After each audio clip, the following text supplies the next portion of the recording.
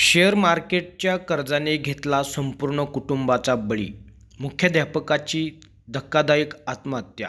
नमस्कार मंडळी. सोलापूर जिल्ह्यातून एक अत्यंत धक्कादायक आणि मन हेलावून टाकणारी घटना समोर आली आहे. शेअर मार्केटमध्ये झालेल्या मोठ्या आर्थिक नुकसानीमुळे नैराश्यात गेलेल्या एका मुख्याध्यापकाने पत्नी आणि 2 चिमुकल्यांसह आत्महत्या केल्याची माहिती समोर आली आहे.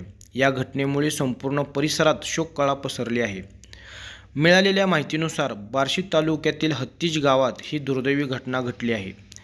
योगेश पाटील, त्यांची पत्नी माधुरी पाटील आणि मुलगा अथर्व व शिवांश अशी मृतांची नावे आहेत. योगेश पाटील हे नंदुरबार जिल्ह्यातील जिल्हा परिषद शाळेत मुख्याध्यापक म्हणून कार्यरत होते.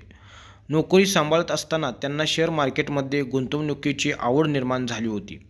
सुरुवातीला त्यांनी छोट्या प्रमाणात गुंतवणूक केली, मात्र अधिक नफा मिळवण्याच्या अपेक्षेने त्यांनी गुंतवणुकीचे प्रमाण वाढवले. पण बाजारातील सततच्या चढ-उतारांमुळे त्यांना मोठ्या प्रमाणात नुकसान सहन करावे लागले.